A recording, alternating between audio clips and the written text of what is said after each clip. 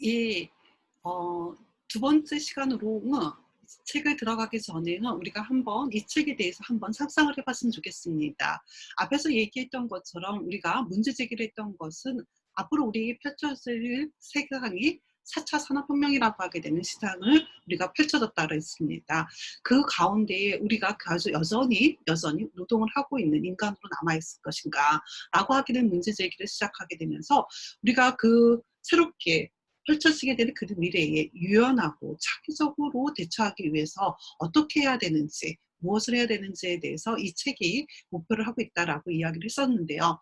그러면은 우리 앞에 펼쳐지게 되는 그 폭풍우의 시대, 불확실성의 시대에는 어 그것을 우리가 언제나 그것을 느끼면서 살아가지는 않습니다.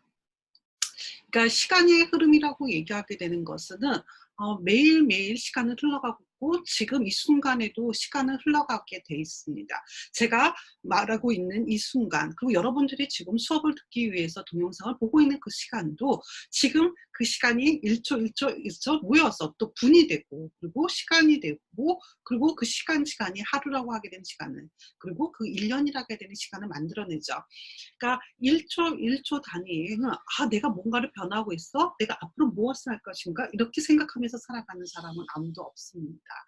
내가 살아가는 그 생활, 그 시간을 갖다가 지내다 보니까 '나는 이렇게 성장해 있고 그리고 나는 이렇게 변화해 가 있다.'라는 것을 어느 순간 인지하게 되는 거죠. 그러게 어느 순간이라고 하게 되는 거, 그 시간의 흐름을 내가 인지하는 순간은 인간의 그 평생의 시간 속에서 몇 번은 꼭 겪게끔 되어 있습니다. 어린 시절은 정말 즐겁게 지냈죠. 부모님의 보호 아래서 즐겁고 행복하게 보내게 됩니다. 근데 '아 내가 정말 컸구나.'라고 하게 되는 거, 그것을 느끼게 되는 순간들은 바로 여러분들이 지금 대학이라고 하게 되는 곳에 오게 됐을 때에 '여러분들이 정말 어른이 됐구나.'라는 것을 느끼는 첫 번째 순간이 아닌가라는 생각이 하게 됩니다. 이때부터는 이전까지의 공부와는 다르죠. 이전까지 공부는 내가 해야만 하는 거죠. 내가 하기 싫어도 해야만 하는, 그러니까 소위 말하는 국가에서 의무 교육이라고 하게 되는 국가 재정의 제도 속에서 이루어진 교육이었거든요. 근데 대학이라는 교육을 시작하게 되는 때부터는 내가 선택을 해야 되는 순간이 오게 되는 거죠. 아주 간단하게는 뭐 과를 선택하는 걸 둘째치고 내가 대학을 갈 것인지 말 것인지, 내가 대학을 가지 않고 지금 나는 무엇을 할 거다, 돈을 버는 일을 할 것인지를 결정해야 되는 순간들이 우리에게 오게 되죠.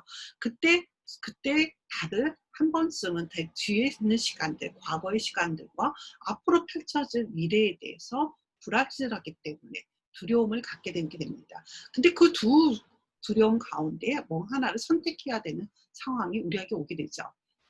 지금 시간이라고 하게 되는 거창한 철학적인 담론을 이야기하지 않더라도 우리는 살아가는 그 삶의 과정 속에서 바로 과거를 되돌아보는 때가 필요하고, 그리고 미래를 놓고서 선택을 해야 되는 그 불확실함의 앞에 서게 되는 시간들이 다 존재하고 있다라는 거죠. 그런데 이 긴 시간의 역사를 갖다가 보게 됐을 때는 우리가 느끼지 못하는 커다란 변화를 거쳐서 지금 우리가 왔다라는 사실은 다들 인정하실 겁니다. 지금 내가 경험하지 못했지만 우리가 역사라고 하게 되는 그 옛날의 시간들 속에서 변화는 계속되어 왔고, 그 변화의 결과로 통해서 지금 현재가 있다라는 것에 대해서는 어느 누구도 거기에 반론을 제기할 수는 없을 거랍니다. 그래서 그 변화가 어떻게 이루어져 왔고, 그 변화의 과정 속에서 지금 현재의 내 자리의 모습은 어떻게 이루어졌는지, 그래서 인간은 역사라고 하게 되는 그 과목이 굉장히 중요하다라는 것을 또 한번 느끼게 되는데요. 그 역사를, 그 시간들을 우리는 구분하기 시작하게 되고, 그 구분의 변화의 시간들이 존재하더라는 거죠. 그래서 그 변혁의 시간들, 변화의 시간들은 어느 순간 존재하는데, 그것을 무엇으로 어떻게 그 경계를 지을 것인지에는 사람들이 바라보는 관점에 따라서 많이 달라지게 되는데요.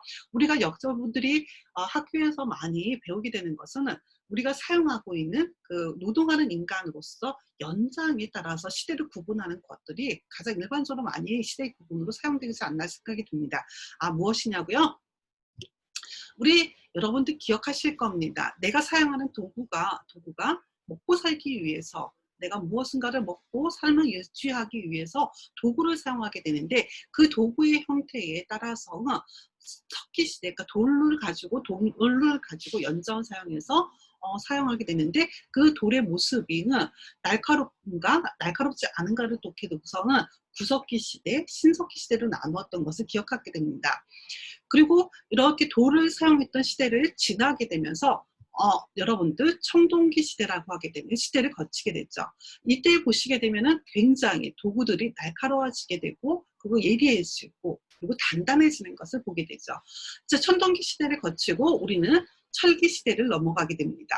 철기 시대를 거치게 되면서 우리가 연장들이 이렇게 달라졌다라는 것을 여러분들이 그 시대를 갖다가 우리가 상상할 수 있죠. 근데 그 이후에 철기를 사용하고 난 다음에 우리의 삶의 모습들을 보니까, 삶의 모습, 그러니까 경제적인 것에 따라서도 달라지더라는 거죠. 보시게 되면은 중세 시대 때는 보통 장원제도라고 얘기합니다. 그러니까 성을 중심으로 해서 영주가 있고요. 그 영주 안에는 영주가 성 안에서 최고의 자리에 있는 거죠. 다스리는 사람으로서 있게 되고요. 그 안에 보시게 되면은 사람이 살아가는 데서 필요한 모든 것들이 그 안에 성 안에 다 들어가게 돼요. 지금 보시는 것처럼 땅을 경작해가지고 밀을 생산해내게 돼요. 그리고 방목지에서 양을 키우고, 그 양에서 통해 소를 키우게 되면서 거기에서 우유를 갖게 되고요. 그 다음에 그래서 빵을 만드는 제분소들이 필요하게 되고요. 그리고 도구를 만들어야 되니까 농사를 짓기에 편리한 철제, 도구를 만들어내는 제장간들이 그 안에 들어가죠. 그리고 종교적인 생활을 위한 가장 중요한 교회가 그 안에 들어가게 돼요. 이렇게 한 성 안에는 사람이 살아가는 데 있어서 필요한 모든 것들이 그 안에서 이루어지게 되죠. 그래서 자급자족의 형태를 취하게 되는 것이 이 장원제도가 가지고 있는 아주 중요한 특징입니다. 여기 보시게 되면은 춘경지, 추경지, 그리고 휴안지라고 해서 꼭 그 땅을 쉬게끔 하게 되는, 땅을 쉬는 그 곳을 만들어뒀어요. 특히 이 중세시대 유럽의 이 주식은 우리나라와 달리 빵이거든요. 빵의 주재료는 밀이거든요. 밀은 굉장히 땅의 지력을 굉장히 많이 빼앗는데요. 그래서 한 곳에서 밀 농사를 갖다가 2번 이어서 계속해서 짓으면 땅의 지력이 굉장히 떨어지기 때문에 많은 수확을 낼 수가 없답니다. 그래서 언제나 땅을 쉬어두게 되는 휴안지를 꼭 만들어뒀다라고 얘기해요. 그러니까 이들이 아시아에 와가지고 쌀을 갖다 생산하는데 이모작을 하고 1년에 2번의 농사 또는 3번의 수확을 해내는 것을 보고 굉장히 많이 놀랬다라고 하는 일화가 있습니다. 자, 지금 말씀드린 것은 그들이 아시아를 보기 시작했다라는 거야. 그러니까 이 장원제도라고 하게 되는 그 성 안에서의 삶에서 자급자족의 형태를 취하게 되는데, 이 삶의 모습이 바꿔지게 됐다라는 거죠. 그때 그 도구가 있었어요. 그 도구가 바로 무엇이냐면 바로 이 배죠. 그러니까 그 이전에는 배가 없었느냐? 있었어요. 그 이전에도 배는 있었고요. 근데 그 배가 어느까지만 했냐면 바로 내가 살고 있는 그 터전에서 멀리 나가지 못했습니다. 그 이유는요, 여러분이 잘 아시는 것처럼 이때 당시의 사람들은 땅이 어떻다고 그랬냐면 평평하다고 생각했거든요. 그러니까 평평하니까 쟁반처럼 평평한 곳에 있다 보니까 내가 배를 타고 나가면 어느 정도 지점 가게 되면 그 뒤에 뭐가 있냐면 낭떠러지가 있다라는 거죠. 낭떠러지가 있어서 그러면 사람들이 죽을 수밖에 없다라는 거예요.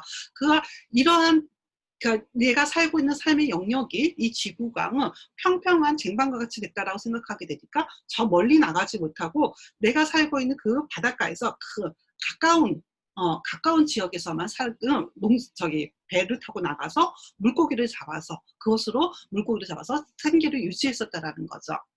그런데 중세시대가 넘어서게 되고 근대로 넘어가게 되는 그 길목에서는 사람들이 보니까 배를 관찰해서 봤는데요. 주위에서 배를 관찰해서 봤는데 분명히 이 지구가 평평하다고 그러면은 배가 멀리 가더라도 뒤에 있는 뒷모습이 어떻게 되냐면 동일하게 있어야 되거든요. 사라지면 안 되거든요.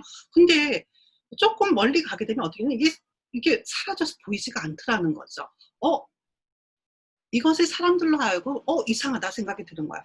내가 여태까지 생각했던 지구의 모습이 이렇게 평평해서 쭉 가게 되는 것으로 생각했는데, 그래서 뒷모습이 보여야 된다고 생각했는데 이게 보이지 않는 거 보니까 그렇지 않을 수도 있겠구나라는 생각을 하기 시작했다라는 거죠. 평평하지 않을 수도 있겠다라는 생각을 해요. 그렇지만은 자신의 부모님들이, 할머니, 할아버지가 이 세상은 평평해. 그러니까 저 멀리 가게 되면 너 낭떠러지가 있어. 배를 타고 저 멀리까지 나가지 못해. 그런 낭떠러지가 떨어서 너는 또 죽을 거야. 그게 부모님들을 통해서 배웠을 뿐만 아니라 모든 사회에서, 학교에서 가르치는 내용들도 다 그랬다라는 거죠. 그러니까 사람들에게 있어서는 내가 배운 지식은 저 멀리 나가면 어떻게 낭떠러지 떨어져서 죽는다라고 했던 거예요. 근데 아닐 수도 있다라는 것을 경험을 통해서 습득하기 시작하게 되는 거예요. 야, 지금 저 너머로 넘어왔는데도 죽지 않을 수도 있을 것 같아 라고 하는 의심이 생기기 시작하니까 둔둔한 마음이 생기지만 선뜻 어떻게 되면 그것을 넘어서 가지를 못하는 거죠. 바로 그러한 시대, 그게 중세 말기와 그리고 근대로 넘어가게 되는 아주 중요한 시점, 그 시대의 전환의 시기에서 불확실성의 시대를 갖다가 경험하게 됩니다.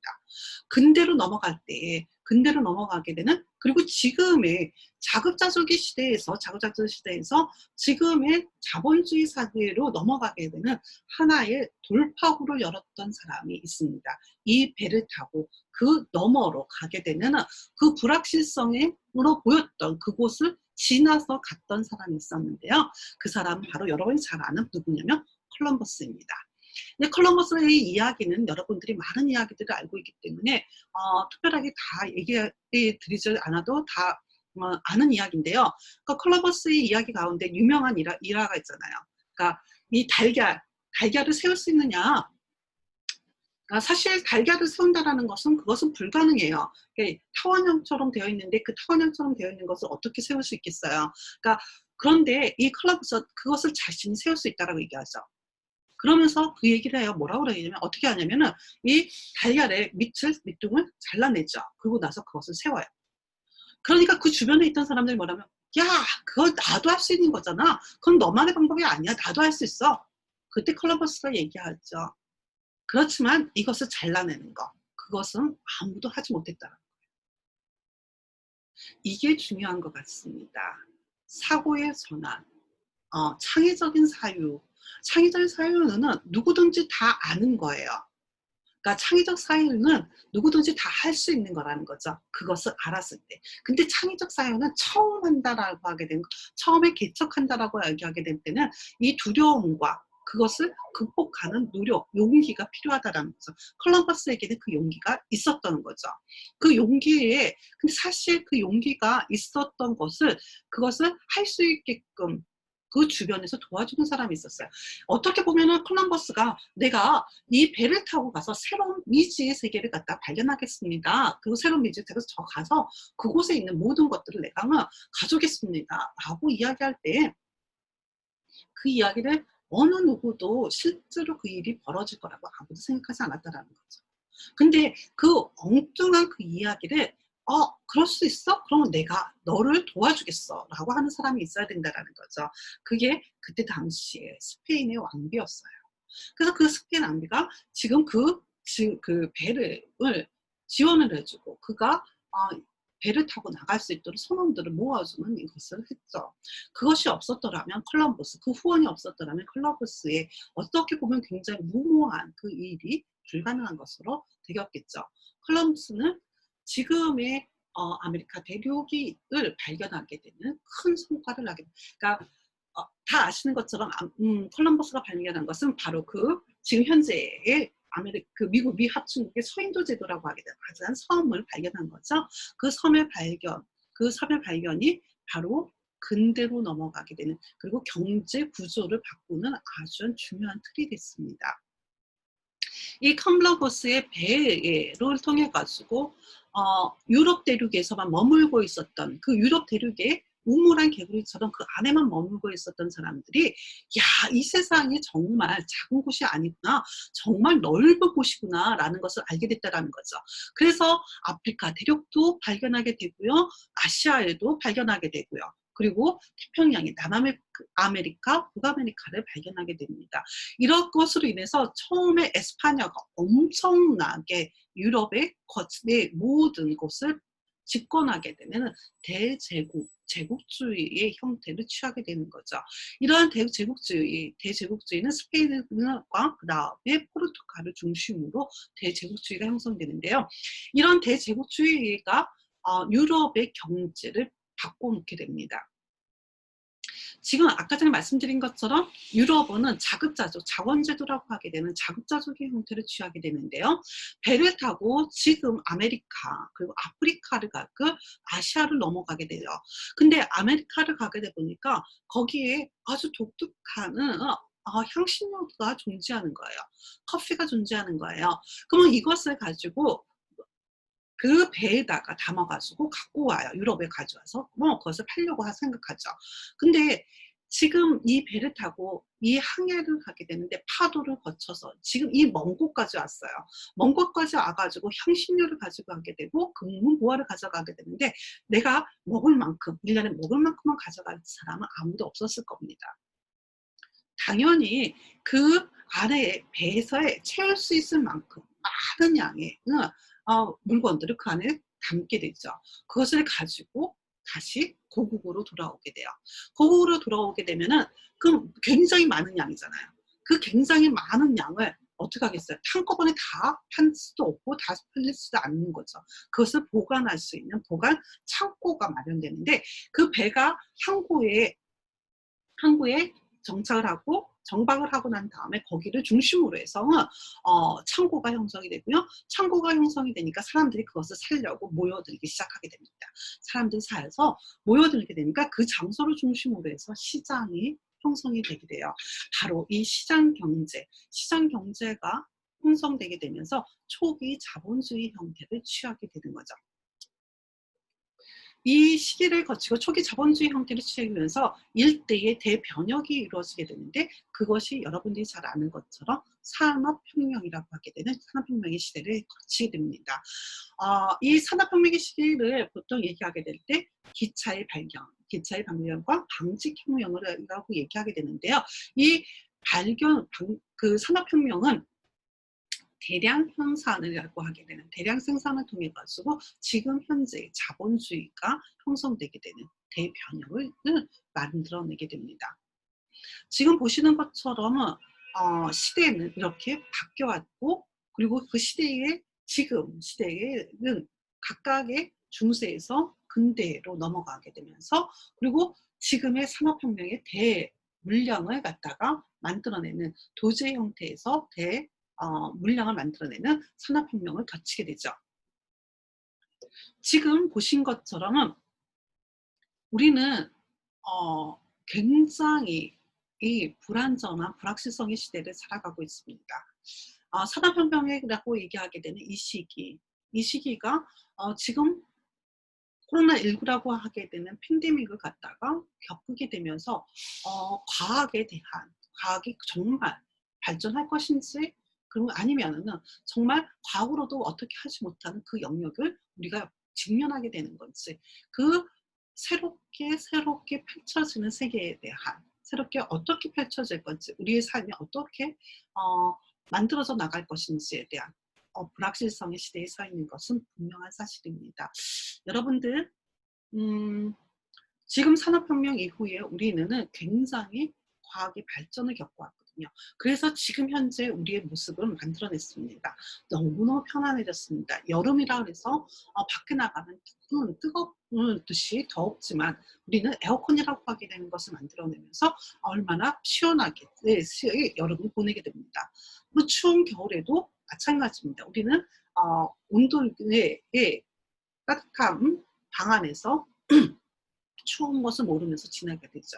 그것만으로도 우리는 굉장하게 놀라운 변화를 겪었던 것은 분명합니다. 그렇지만 이러한 산업혁명의 시대가 변해오는 그 과정들이 있었는데요. 지금 1차 산업혁명이라고 하게 되는 18세기에는 증기기관의 발전을 기반으로 해서 기계화의 혁명을 이루게 됩니다. 거기에 가장 중요한 산업으로 거대 산업이 발달하게 되는데 그게 영국에서 이루어지게 된 방직산업, 섬유공업이었죠. 이 섬유공업으로 인해서 증기기관을 통해 가지고 넓은 곳까지 그것을 나눠주고 전달해주는 파는 것이 가능하게 되죠. 그리고 난 다음에 19세기, 20세기를 거치게 되면서 에너지의 동력의 변화가 일어나게 되는데요. 그 동력이 바로 전기 에너지를 기반으로 해서 대량 생산을 만들어내게 됩니다. 그러니까 대량 생산에 그 기계에 의존해서 기계가 만들어내는 척척척척 만들어내서 그 보드 안에서 인간은 그 기계를 다루는 것으로만 나타나게 되는 그 2차 산업혁명의 시대를 거치게 됐죠. 지금 우리가 살아가는 세대, 지금 20세기 후반서부터 그 다음에 21세기를 살아가는 지금의 시대에는 컴퓨터하고 인터넷을 기반으로 하게 되는 지식 정보의 혁명의 시대를 지금 살아가고 있습니다. 그러니까 지금 여러분과 제가 살아가는 시대는 지금 기본적으로 제가 3차 산업혁명의 결과를 누리면서 살아가고 있는 시대죠. 그래서 지금 우리는 인터넷이라고 하게 되는 것, 폰을 통한 스마트 혁명을 통한 이 IT 기업의 구성에 가장 최적화된 나라에 지금 우리가 살고 있습니다. 그러니까 산업차 산업혁명의 그 부유함과 편리함을 누리고 있는 시대죠. 그런데 이 시대도 지금 어떻게 해요? 끝났다라는 거예요. 2015년, 그러니까 지금 저희가 살고 있는 시대는 2020년인데 지금 우리는 4차 산업혁명의 시대로 지금 들어갔다라는 겁니다. 이 4차 산업혁명에 들어갔다라고 하게 되는 것의 가장 큰 특징을 얘기하는 것은 바로 인공지능이죠. 여러분들 그 이전에 그 이세돌이라고 하게 되는 바둑기사가 그 그 인공지능하고 바둑 경기를 했었는데 그때 딱 한 번 이겼었죠. 딱 한 번 이기고 다 졌어요. 그러니까 이 IT 이 인공지능이 가지고 있는 어 뭐랄까요? 그러니까 지식의 정보량이라고 얘기하게 되는 것은 인간이 가지고 있는 지금 이 한계 안에는 넘어섰다라는 거죠. 그러니까 인공지능은 모든 바둑에서의 경우의 수를 갖다 모든 것에 인포메이션이 그 안에 들어가 있는 거예요. 그래서 그 경우의 수에 따라서 상대방의 경우의 수에 따라서 어떤 반응이 나올 것인지 그것을 예측하고 거기에 대해서 자신이 놓아야 될 것을 갖다가 판단하고 결정한다라는 거죠. 이런 것을 통해 가지고 바둑 경기를 하다 보니까 이길 수가 없었던 거예요.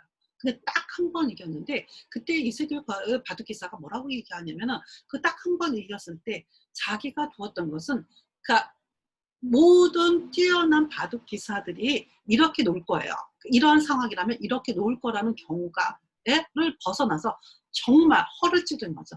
정말 초보자가 바둑을 두는 것처럼 두었을 때 인공지능이 거기에 대처하지 못했다라는 거죠. 왜?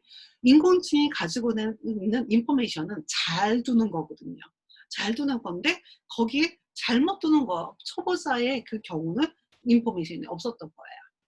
그래서 딱 한 번 이기고 그 이후에는 이기지 못했다라는 거죠. 바로 지금 그러한 시대에 우리는 지금 발을 딛고 지금 첫 발을 디디면서 가게 되는 거죠.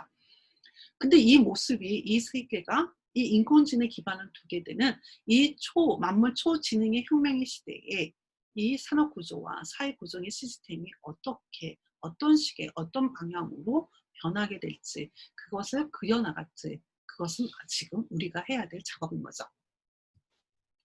자, 4차 산업혁명이라고 하게 되는 것은 앞에서 본 것처럼 인터넷을 통해서 모든 것에 연결이 돼 있습니다. 이 모든 것이 연결이 돼 있어서 이 데이터 수집이라고 얘기하게 되는 것, 그 정보를 추출하게 하는 것은 클라우드라고 해야 되는 우리가 알지 못하는 그 클라우드의 영역이 존재하고 그곳에 다 데이터들이 수집되고 거기로부터 어떻게 돼요? 의미 있는 정보를 추출해 가지고 그 정보를 통해서 토대로 분석하고 해석하고 그리고 다시금 인간이 판단하는 지식을 다시 어디에 클라우드에다 지정을 하게 되는 거죠. 그래서 이 생각하는 하드웨어는 인공지능을 품고 점점 똑똑해지는 디지털 생명체로 변신하고 있다는 과정이 있다라는 거죠. 바로 그러한 이 인공지능의 시대에 우리가 지금 살고 있습니다. 지금 인터넷 오브 띵크, The Internet of Things라고 하게 되면은 LTE의 시대에 우리가 지금 살고 있는데요. 각종 사물의 센서와 통신 기능을 내장하여 인터넷에 연결하는 기술을 말합니다. 이러한 모든 것이 연결되어 있는 인터넷으로 모든 것을 사람도 연결할 뿐만 아니라 모든 물건들이 다 연결되고요. 그리고 지금 내가 살고 있는 지금 여기서 인터넷을 사용하지만 지금 그거예요. 줌이라고 하게 되는 것을 통해서 저 멀리에 있는 사람들도 다 어떻게 하면 연결돼서 한 곳에서 회의도 하는 것이 가능하고 그리고 의견을 나누는 것이 가능하다라는 거죠. 이러한 시대에 지금 우리가 어떤 장소에 머문다는 것이 의미가 없어지는 거죠. 그래서 내가 있는 장소가 바로 일하는 장소로서의 변화를 꾀하게 되는데 가장 중요한 역할을 하게 되는 게 바로 이 인터넷 네트워크가 아닌가라는 생각을 하게 됩니다. 자, 우리는 지금 굉장히 불확실한 시대를 살아가고 있습니다. 4차 산업혁명이라고 하게 되면은 불확실한 시대를 지금 막 우리는 발돋움을 하겠습니다. 지금 어떤 식으로 어떤 모습으로 펼쳐지게 될지는 지금 아무도 예측할 수가 없습니다. 어떤 의미를 보게 되면은 그 셰익스피어의 햄릿이 직면했던 그 질문 사느냐 죽느냐 이것이 문제로다라고 하게 되는 그 선택의 문제가 어떻게 보면 지금 우리에게도 존재한다. 그러니까 비슷한 상황이 지금 우리에게도 존재하고 있다는 거죠. 지금 이 불확실한 시대에 우리는 살아야 될 것인지 아니면 거기에 좌절해서 지금 멈춰야 될 것인지를 판단해야 되는 상황이라는 거죠. 그러나 근데 지금 중요한 것은요. 우리가 앞이 불확실하다라고 해서 우리 오늘의 삶을 갖다가 멈출 수는 없다라는 거예요. 지금 나는 지금 이 자리에 이 시간에 살아있고요. 이 삶의 시간은 모두가 내일로 연장이 될 거라고. 오늘 하루를 살아내게 될 거고요. 그리고 오늘 하루를 살아내는 삶이 바로 내일로 이어질 겁니다. 인간의 삶은 지금 불확실한 세대라 할지라도 그것은 멈추지 않고 어떻게 해요? 살아가더라는 거죠.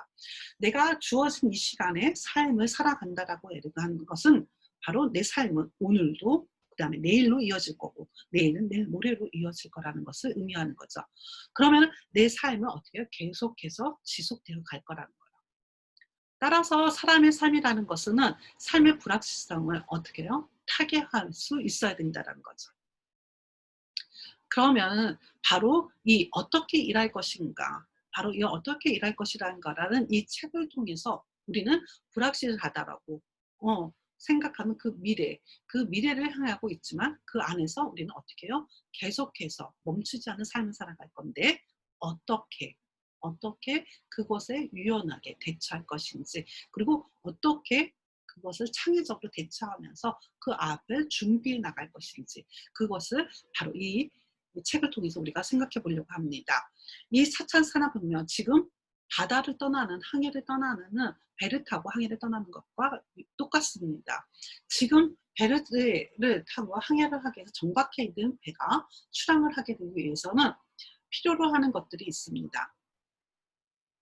당연히 그 안에 내부적인 것이 필요로 하게 되는 상태, 기계의 상태를 점검하는 것도 필요하고요. 그리고 그 앞에 날씨, 앞으로 펼쳐질 날씨가 어떻게 펼쳐질 것인지, 내가 타고 가야 될 그 길이 어떤 방향에서 어떤 길로 갈 것인지 체크도 해야 될 거고요. 날씨도 체크해야 될 거고, 그것에 대처하는 기술 능력도 가져야 되겠죠. 그렇지만 더 중요한 것은요. 싱텍스베리가 이야기한 것처럼 배를 짓고 싶으면 둥둥둥 부딪혀 사람들을 불러 그들에게 연장과 도구를 나눠주지 말고 다만 먼 바다를 향한 그리움과 갈망을 일깨우라. 지금 이 먼 바다에 대한 그리움과 갈망을 일깨우라. 저는 이게 굉장히 중요하다고 생각합니다. 여러분들은 지금 이 순간 대학교 1학년이라고 하게 되는 새로운 삶의 자리에 지금 출발선에 서 있습니다. 그러면 여러분들 앞에는 그 미래의 모습들이 아직 그려지지 않은 미래의 모습들이 존재해요. 지금 배를 타고 싶고 타고서 그 앞을 향해서 나는 항해를 하고 싶다라고 하거든. 내 앞에 그려진 미래를 그림을 그려가면서 나는 지금 그 그림을 그려서 나가고 싶다라고 하는 열망, 그 하고 싶다라고 하게 되는 마음, 그게 가장 중요하지 않을까 생각합니다. 그게 내가 배를 타고 저 멀리 어떻게 펼쳐질지 모르는 그 미래의 불확실을 향해서 내가 더 나아갈 수 있는 힘이 되지 않을까 생각합니다. 여러분들 지금 경민대학교에서 어 공부를 시작하고 그리고 취업을 위한 준비를 하게 됩니다. 앞으로 어떻게 여러분 앞에 펼쳐지게 될지 사실 모릅니다. 굉장히 불확실하죠. 그렇지만 여러분들한테는 지금 경민대학교에서 공부를 시작하는 그 순간 여러분들한테는 지금 갈망하는 것이 있을 겁니다. 내가 앞으로의 미래에 이러한 모습이 되고자 하는 그 갈망과 그림이 있을 거예요. 그 그림을 가지고 여러분들이 지금 경민대학교에 지금 오셨고 그 그림을 만들어가기 위해서 지금 공부를 하고 있는 거죠. 여러분들 그 그리움을 미래에 불확실한 그 미래에 내가 삶을 살아갈 그 공간이 어떤 공간이 될 것인지 미리 보시고 그리고 그 공간을 준비하기 위해서 나는 무엇을 지금 현재 가져야 되는지 만약에 여러분들이 그 미래를 향해서 어떠한 용기를 내지 못하고 있다면 바로 이 수업을 통해서 여러분들이 그 미래를 향해서 그리움과 갈망, 내 삶의 자리가 어떻게 펼쳐질 것인지 그 그리움과 갈망을 일깨우는 시간이 됐으면 좋겠다라는 생각이 듭니다. 바로 이 수업이 바로 그러한 수업이 되지 않을까 생각이 듭니다. 다음 시간에는 첫 번째 챕터로 연장통의 점검이라고 해서 첫 번째 시간 각자의 도구는 다 다르다라고 하게 되는 그 첫 출발 수업을 시작하게 될 겁니다. 내 미래에 대한 갈망을 가지고 여러분들 다음 시간 1차 1과 각자의 도구는 다 다르다 한번 읽어보시고 수업을 청취하신다 그러면 좀 더 여러분들의 미래를 그려가는 데에 구체적인 하나의 뭐랄까요 지지대 또는 발판 또는 디딤돌이 되지 않을까 생각합니다. 첫 시간임에도 불구하고 이렇게 마주대하지 못하고 화면을 통해 가지고 서로를 나누게 됐다는 것은 정말 아쉬운데요. 그럼에도 불구하고 서로 우리 이 시간을 잘 견뎌내면서 이 시간이 정말 의미 없는 흘러가는 시간이 되는 것이 아니라 이 시간을 통해서 나의 미래를 그려가는 시간, 그래서 그 의미를 만들어내는 시간, 의미를 만들어가는 시간이 되었으면 좋겠습니다. 여러분들의 미래는 활짝 열려 있고요. 당연히 열려 있습니다. 그리고 불안할 겁니다. 그렇지만 내 미래를 통한 갈망하는 마음을 내가 어떻게 갈망하는 마음을 가지고 그것을 그려가는 시간이 될 수 있도록 여러분과 제가 서로 노력하는 수업이 됐으면 좋겠습니다. 그럼 오늘 하루도 편안하고 즐거운 시간 보내시고요. 다음 시간에 뵙겠습니다. 수고하셨습니다.